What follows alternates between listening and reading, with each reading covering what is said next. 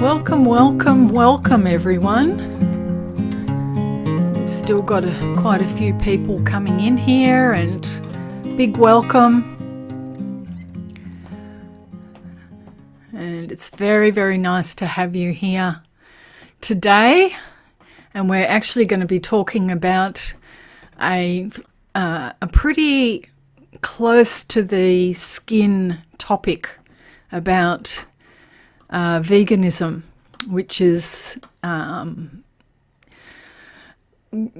Kumaris have always been vegetarian, but now we want to talk about being vegan.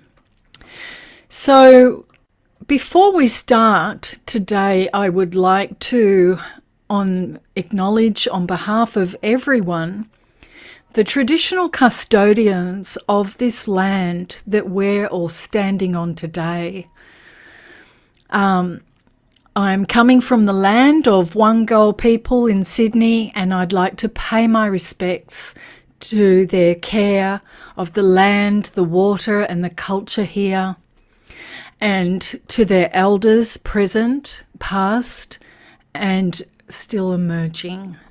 So I'm just having a little minute of silence for that one. It's a lovely one. Now today we have with us Dr Tamasin Ramsay, who has got a very, very extensive bio here. In fact, I better kind of grab it here. And Tam's bio, and I have to just share that I've known Tam for as long as I've been a BK, and we've been lovely friends. And Tam's bio is just so diverse because she's had almost, a dozen lives in her one life. And so she started off, when I first met her, she started off as an actress, and she was a very good actress, coming from an acting family, and also a family that was very experienced with the theatre and writing and all sorts of things. And as a child, she began acting and played a lot of different roles, and in a number of television series in Australia. And in the early 1990s, she qualified as an ambulance paramedic, which is quite a big change of career. And in the early 2000s, she went on to study anthropology and public health and was awarded her PhD in medical anthropology. Tamasin's interest in human well-being, climate change and sustainability and the environment led her to work in New York as an NGO representative to the United Nations for the Brahma Kumaris between 2010 to 2014. And when she returned to Australia, Tamasin became very active in animal rights movement. And she's one of the executive producers on Dominion, which is a documentary that illuminates exposing the real dark stuff and the dark underbelly of the modern animal agriculture in Australia. Which is fairly scary.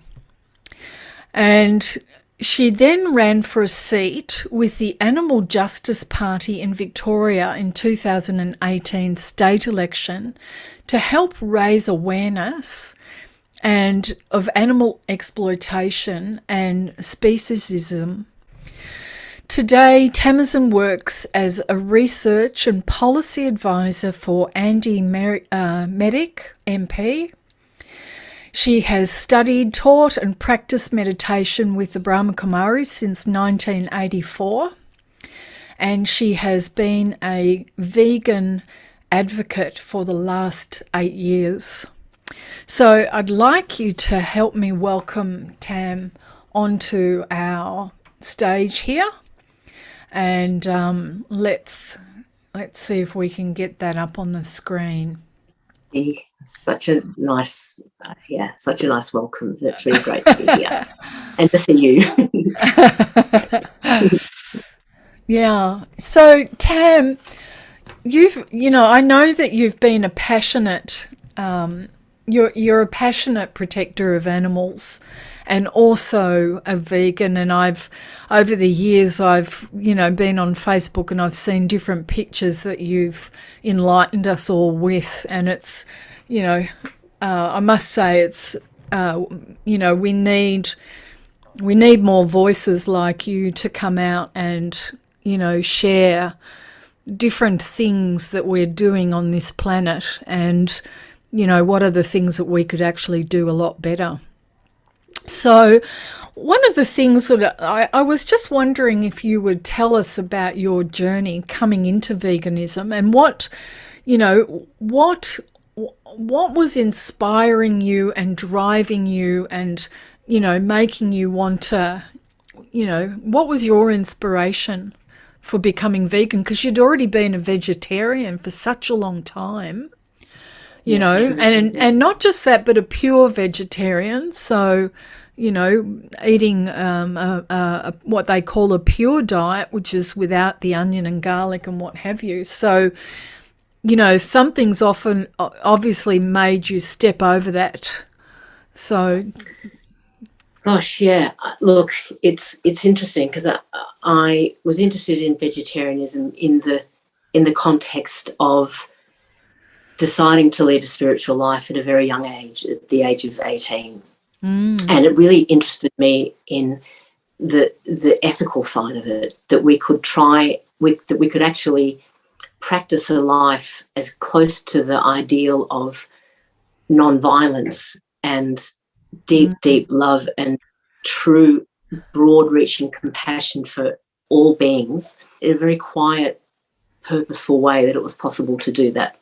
So it was in the context of that I became vegetarian. And then there was a key moment when I was at the climate change conference in Peru, the COP climate change conference in Peru.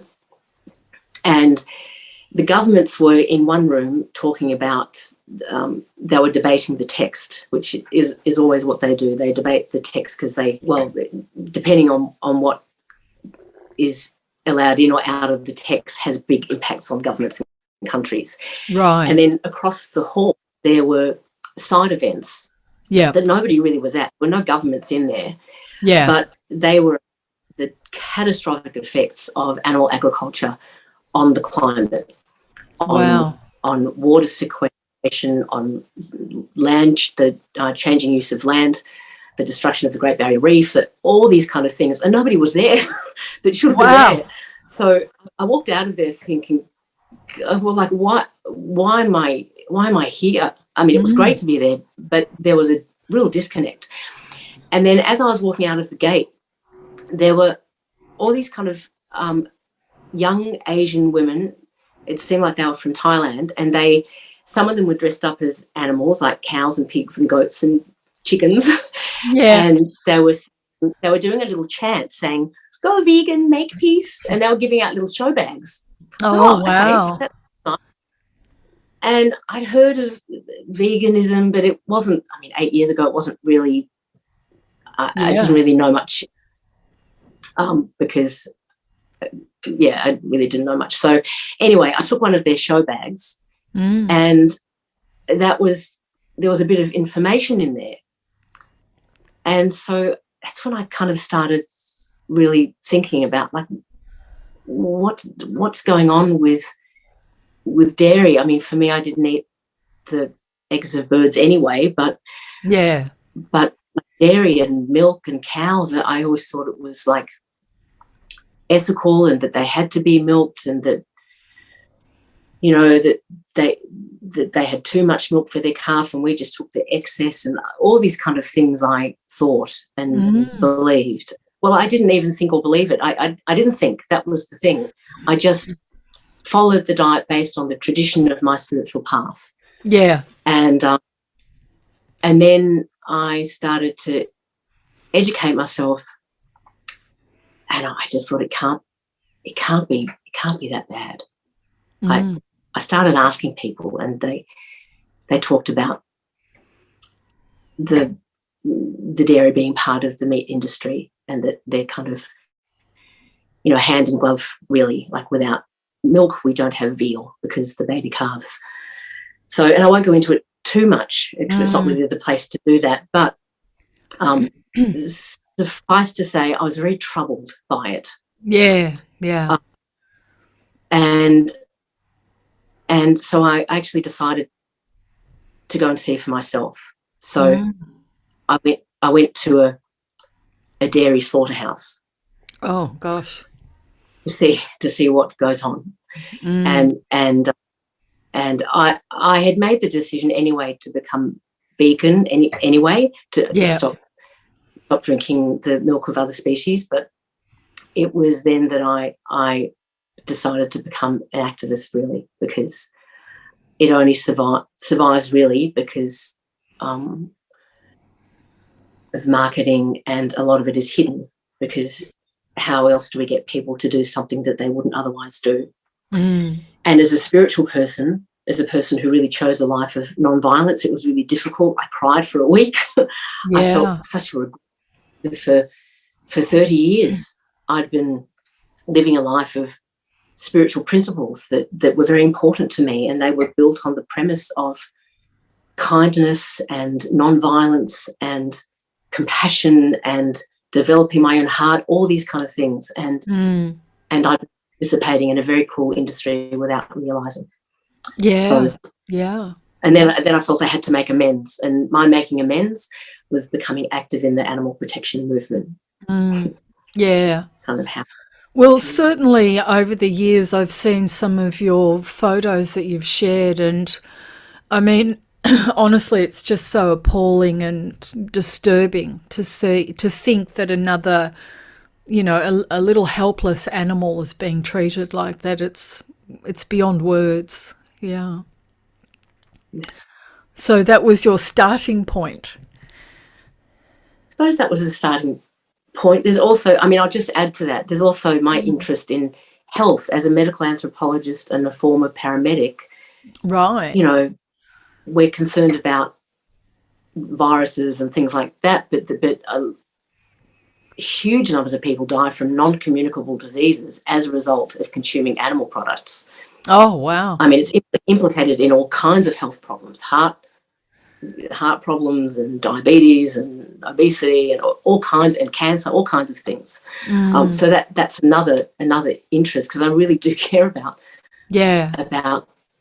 all beings, humans and non-human animals, all mattered to me.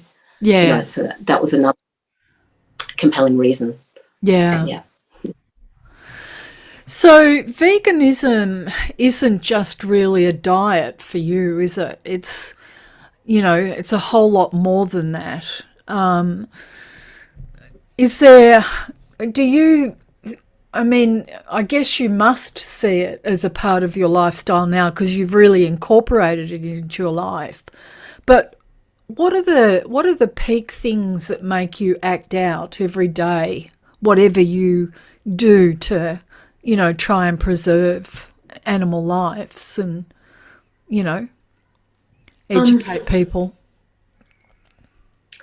I suppose now that I work in politics, I'm a lot quieter about it. When I was a, you know, balaclava wearing animal rights activist, you know, this is a bit odd because I was a white wearing, I mean, I still am, but, you know, I'd gone from wearing white and meditating to wearing, certainly on some days, wearing black, sometimes a balaclava, often holding a sign, often standing in front of trucks, often giving water to pigs that were about to go to their death, all these kind of, you know, doing undercover investigations, all these kind of things. I mean, it was wild. So, no, it's definitely not a diet, although people do it for health reasons. You know, the whole food plant-based diets are like the best for health. But mine was certainly very tied up with my spiritual life. And I suppose, I mean, how I enact it every day, I mean, I'm very fortunate that I live a lot of the time in the forest of the Garryword area, which is the home to the country of the Yadwadjali people, and also near the Jabberung as well. The First Nations name for the Gary word. The colonial name is Grampians.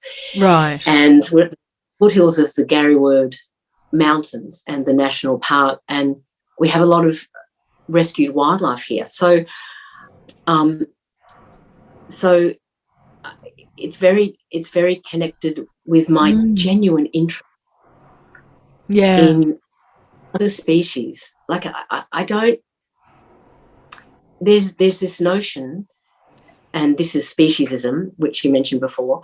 Yeah. The notion that we are somehow superior to other species. Okay. Where is superior meaning, just like, racism has the attitude that whites are superior to people of other colours. Sexism, the idea that men are, superior to those of other genders, that kind of thing. Yeah. Speciesism is the idea humans are superior to all the other thousands, millions of species that we share the planet with, and that somehow this gives us the right to do what we want with them and to use them as food, clothing, entertainment. Yeah.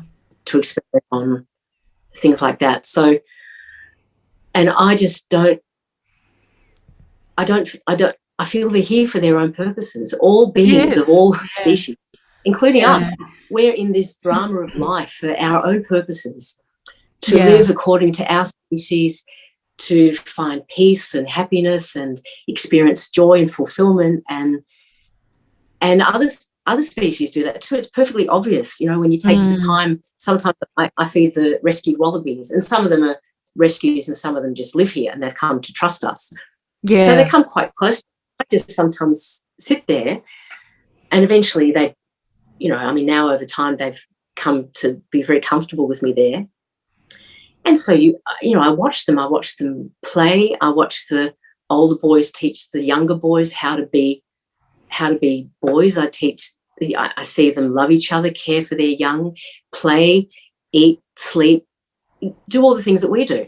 Yeah. And so I suppose that's a way I enact it as well. I just, I actively care for animals. I absolutely believe they're here for their own purposes. And I really believe that drinking the milk of a mother cow that is made by her exclusively for her child, it's not my place to come in between that relationship, and it's not made for me. It's not made for my body. I'm a human, not a cow. Yeah. But also that I feel it's stealing. It's taking something that's not designed for me, that's not for me. She doesn't give it to me. We have to take the calf away in order to take her milk. So that's part of it too, because I don't believe in stealing or taking what's not right for mine, and that's part of the spiritual path too, I guess. So it's all related. I mean, realistically, you wouldn't sit here and still drink breast milk, would you? So no, don't do it anymore. No, true. Yeah. So it's madness to sort of drink from another animal, but not only that, separate them. And the little one must be very distressed, and the mother must be very distressed. So, it's like giving sorrow to an animal. Yes. Yeah, exactly. It's not a neutral activity, drinking cow's milk or goat's milk or the milk of any other lactating mammal. It feels neutral by the time it arrives in the carton, but it's not neutral at all. There is sorrow and harm in that product and in that process, and I really don't want to be part of that. I just want to do my best, and I'm not perfect at all, but I feel it's a baseline I can work from. That being vegan is a baseline, and I just try in all other areas of my life also to enact non-violence and deepen compassion and all those kind of fundamentals. Yeah. And also I think, over the years of watching you in action, I think that the thing that I've learnt is that, you know, we're not really walking the planet in the best way that we actually could, you know. And actually, Tam, I don't know if I ever told you this story, but one year I was driving from LA to San Francisco, and about halfway along the road, there was suddenly this smell that was so bad that I had to wind up my windows. It was just, it was so bad I was choking on it. And I thought, my God, I must be near a like a tip, like a garbage tip or something like that. But as I kept driving, I came across these paddocks that were on either side of the road, and it was just literally wall-to-wall cows to the point where they could hardly even lie down, you know. And so that's what brought me into just the cruelty that goes on, and we don't really need to eat them. I mean, you and I have both been vegetarian for, you know, 30 plus years, so we don't really need to be eating them to be healthy people. Do you know whether the government is listening to stuff like that? I mean, they're concerned about methane in terms of the effect that it has on the earth, but are they just as concerned about the cruelty? Look, this is a very difficult area. I mean, regarding and what they're trying to do now, they're experimenting, spending millions of dollars looking at feeding seaweed to cows because it has an effect on their gut and they produce less methane. But, you know, they're not designed to eat seaweed. It's like, you know, when we as in the world were feeding cow to cows and there was mad cow disease. It's not, the welfare of the cow is not at the heart of it. It's, I mean, it's essentially slavery. Yeah. And we like to say, every country likes to say that they have the highest welfare standards in the world. But according to one international level, we get a D, and according to another one, we get an E out of a possible A to G. So we're pretty bad. Yeah. Even though we like to, in all our reports, say, oh, yes, we've got the highest animal welfare standards. In Australia, you mean? In Australia. Right. And it's difficult because if the animal industries admit at all that animals suffer, then what does that do to their industry? They can't possibly do that because the industry, which brings in huge amounts of money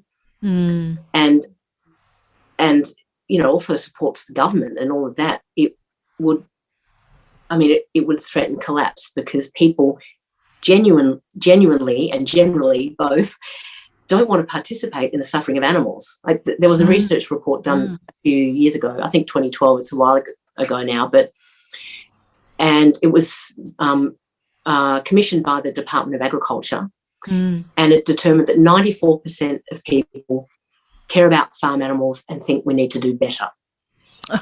But yet probably 94% of people, maybe many of those same people continue to eat animal products because it's all, there's a huge gap of invisibility between what's the lives of the animals that experience these horrors and what ends up on the supermarket shelf. It all looks very benign, but it's not. And actually, there's not much gap at all. It's just there's a marketed gap. There's a cultural gap, a social gap, and that's what allows it to perpetuate. Right. Yeah. And so they sort of disperse the whole outcome a bit by giving us a C in some areas and a D in other areas and stuff like that, so you never really get an overall mark. Is that we do get an overall mark with these ones I just mentioned, but where it's difficult in the legislation regarding animals in Australia is that they're all covered by codes of practice. So every state has again, I won't go into it too much because it's a big topic, but every state has something like a Prevention of Cruelty to Animals Act, like a law that's there to prevent cruelty to animals. But in the Victorian, most animals are exempt from those laws. So farm animals are exempt from the protections that anti-cruelty legislation offers, and instead they're covered by codes of practice where things that would be crimes if you did them to cats and dogs are standard farming practices when you do them to cows and sheep and pigs and birds. Wow. That's how they get around it.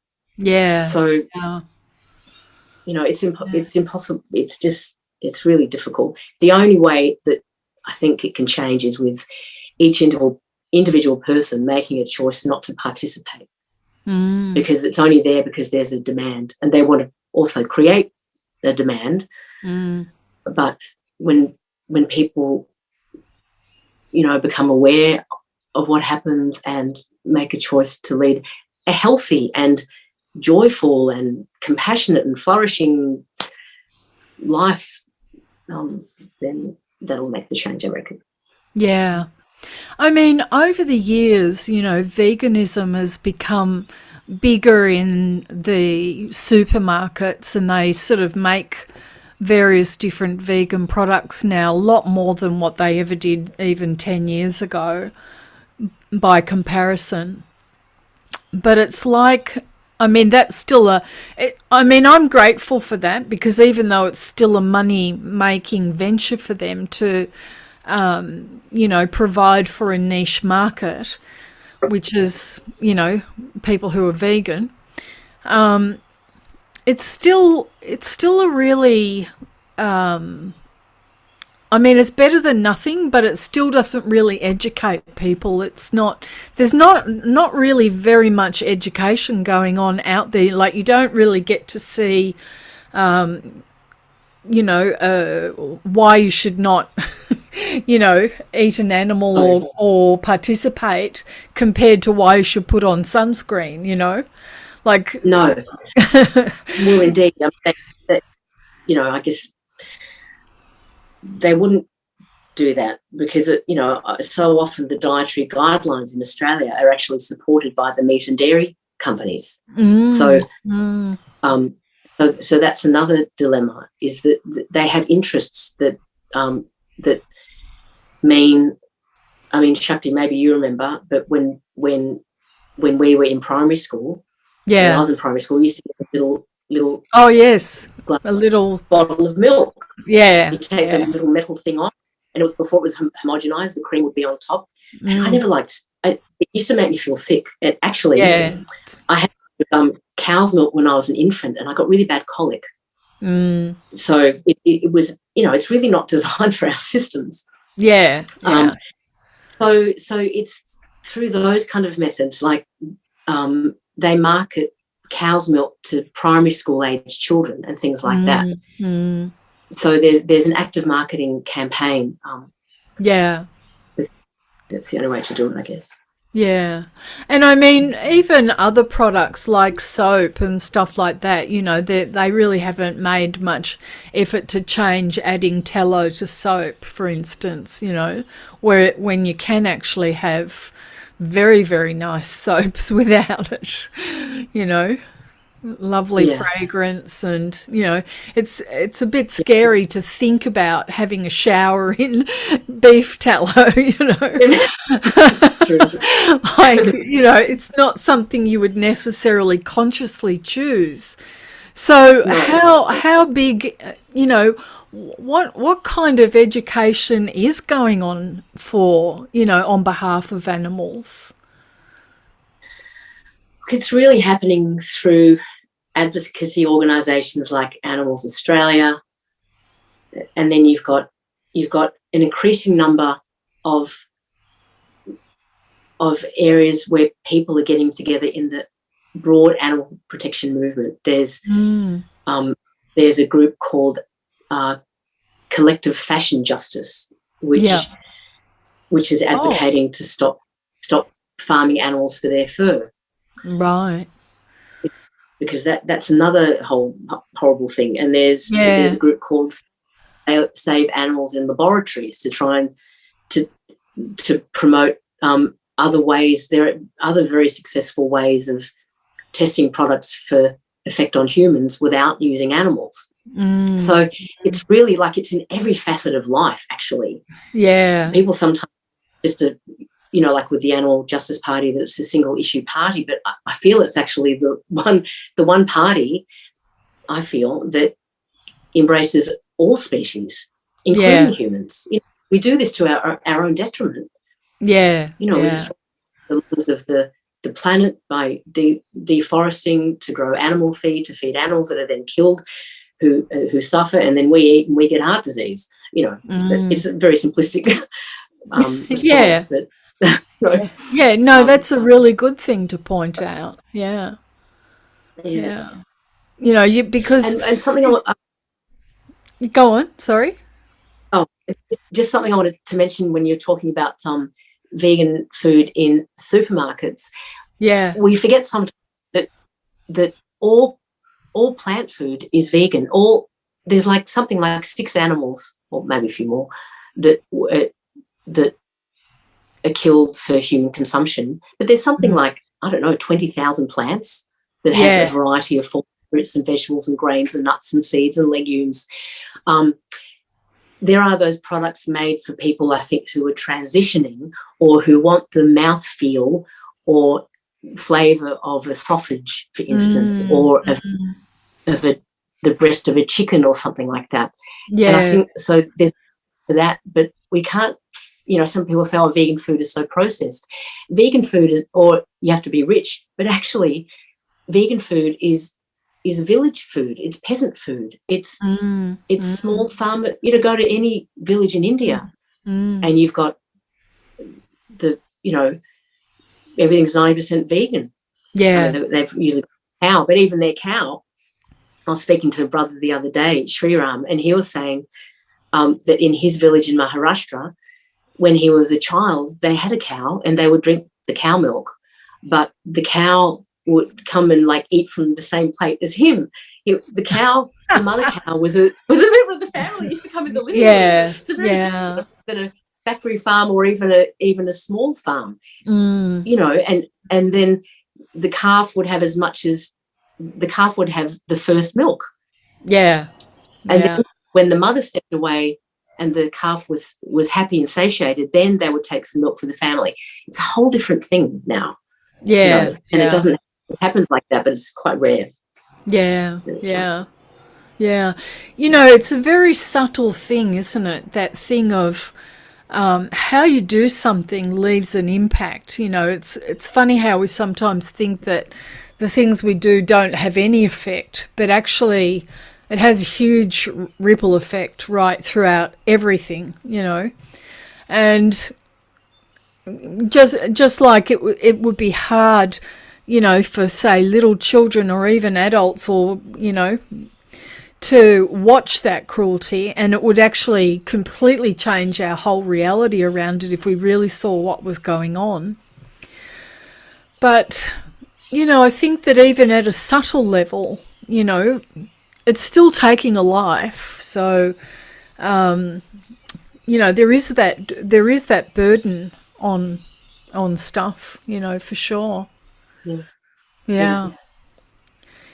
You can't sort of say that things like that don't affect. If you kind of wake up one day and you're not happy and you're living on a farm and you killed 5 pigs, the day before, maybe that's why you're not happy, Yeah. I know there are some farmers that I know, people have come from farming families who really who can't watch the trucks leave. Yeah. They've been, I don't know anything else, they've been farmers for a long time. The trucks are loaded onto the animals are loaded onto the trucks, and then they have to look away. Yeah.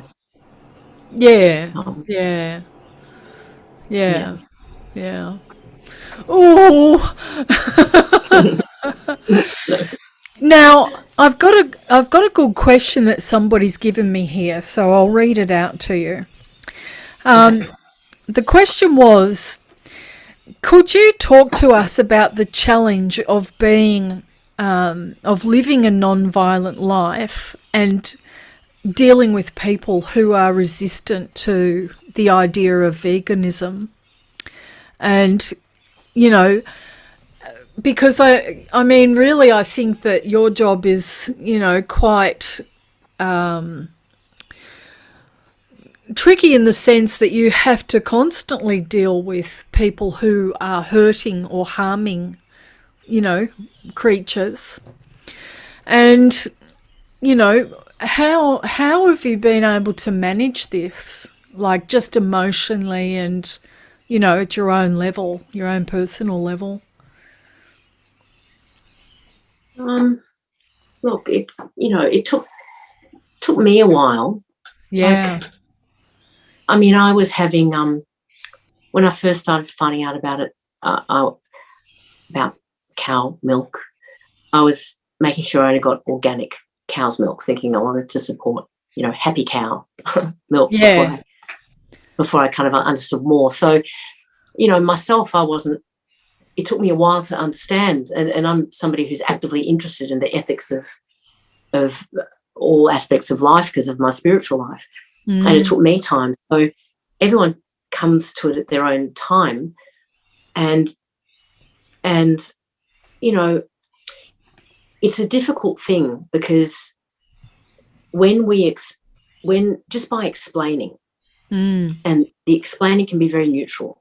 Like, if you drink milk, then you are supporting an industry where the newborn calf is taken away from the mother cow.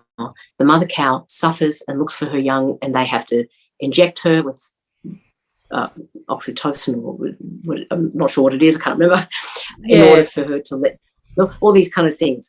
And you go into the whole description of it. And then people feel that you're being violent.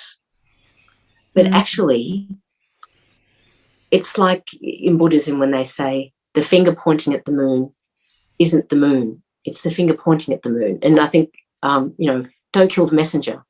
The message actually is that we are participating in a horrible industry of violence. And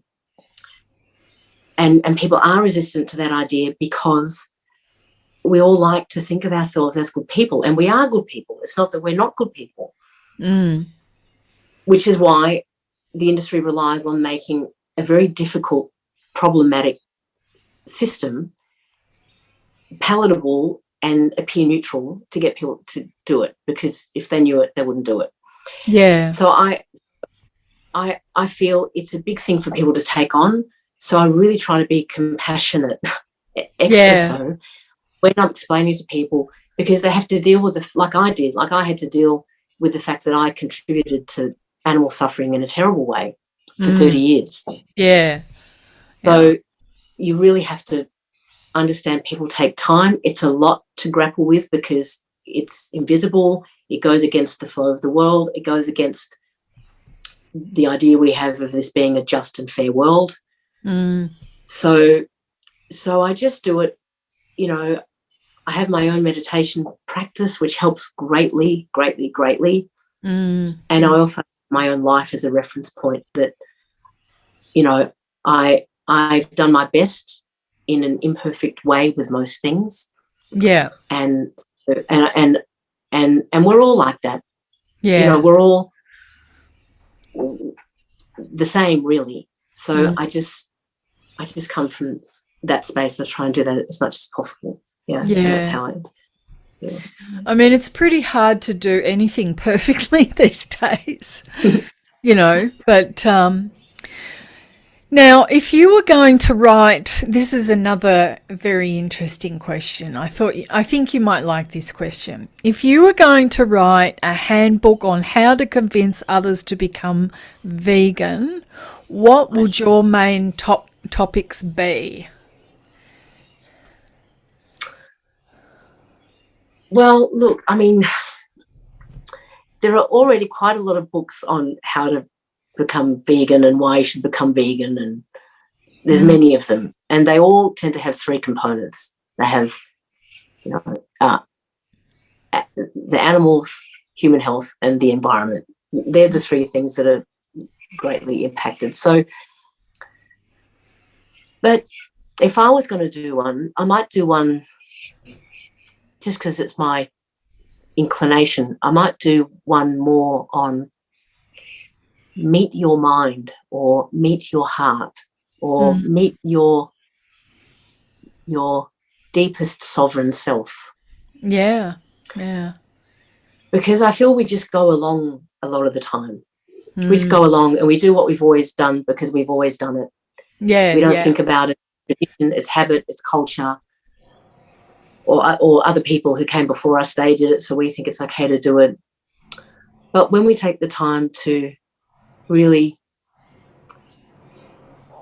have some inner time with ourselves and meet our mind in a different way, and meet our heart in a different way, think about who do I really want to be? I can craft my life.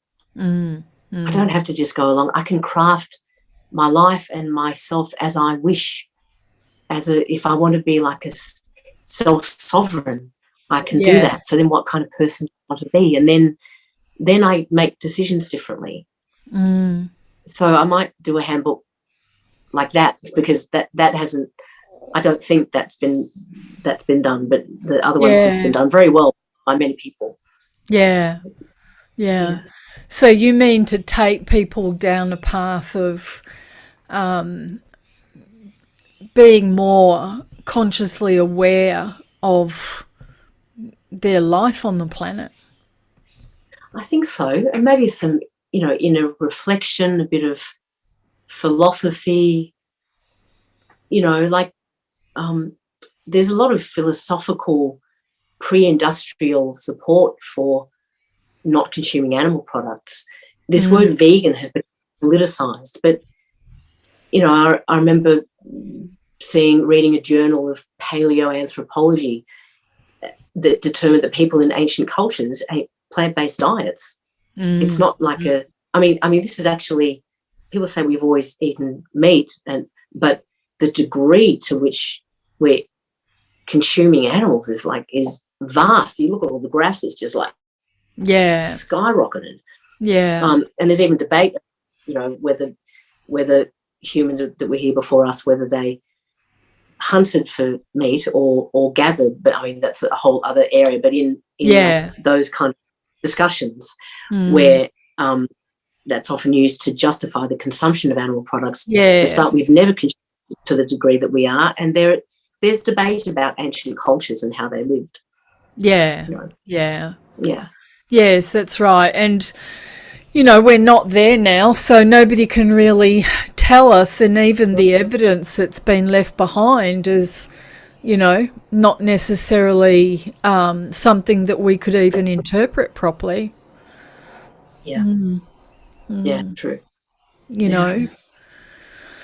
Oh, Tam, it's been really lovely, to listen to all of this. And I find it to be a very sad story. I think it's a very sad story. I think we should almost be making ads on TV that introduce you to Blinky the koala and, Bob the kangaroo type of thing, and throw a few cows in there and a couple of, sheep and, animals that are edible, and get people to start seeing that they've got their own personality, because I can understand why the farmers don't really want to look at them when they get on the truck, because they've lived with them for the last couple of months or years.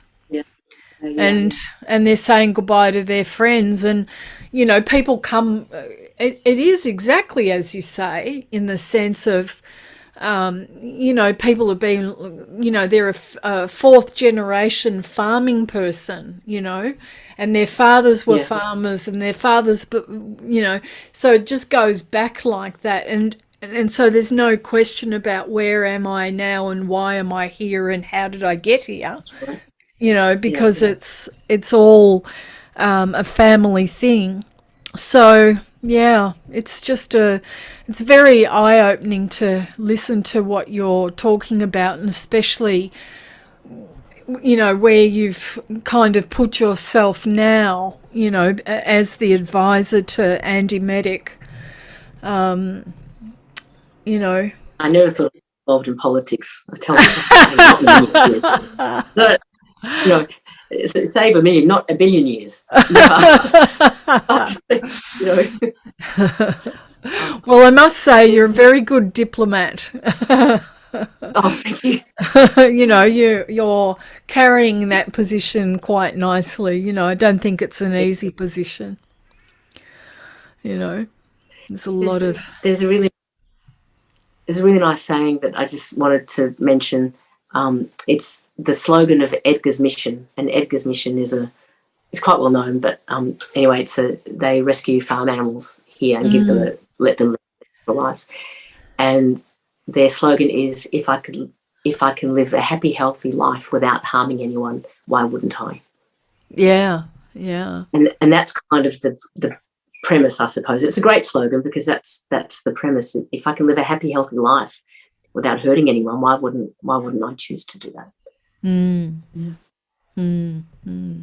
Yeah, but there is that underlying ignorance, you know. I just know that, and also there's just so many fallacies to break down as well. You know, I remember when I was coming to the Brahma Kumaris all those years ago, and my dad was saying to me, "Oh, how are you going to get all your nutrients if you give up eating meat?" It's like, you know, there was just not enough information or, you know, knowledge for him to sort of put those two things together as being a good thing, you know, and he was worried about my nutrition, you know. Yeah, I mean, that's another difficult area is that doctors do very little training on nutrition, very little. Yeah. I mean, next to none, really. And there's an NGO called Doctors for Nutrition, and they're advocating to get proper nutrition taught to medical students, and they, of course, also advocate. They're physicians themselves, and they advocate for plant-based diets because it has the possibility of reversing a lot of diseases, a lot of chronic diseases. Yeah. Whole food plant nutrition. But it's difficult because it's, you know, it's all sold as, you know, that we need meat, which is not true. And that we need, you know, other things, as you say, Shakti, we've got to get past those kind of fallacies. Yeah. I think there's just so many of those fallacies, you know, for us to break down that, you know, we've got years and generations of those fallacies. Yep. Look, Tam, thank you so much for being with me today and sharing this really, you know, fantastic journey that you've been on. Well, thank you, Shakti. It's been great to be here with you too and conversation. Yeah, it's been very lovely. Yeah. Now, I think I've got a little follow-up program to announce. Okay, so Saturday the 29th of January at the same time, 5:30 p.m. Australian Eastern Time. This time we will be having an interview with Clig Ackley, who is the coordinator of the Brahma Kumaris kitchen at Yarra Valley Living Centre. And Clig is a classically trained chef, and she's done lots of research over the years into nutrition and plant-based diets. So thanks very much for listening, and we look forward to seeing you again.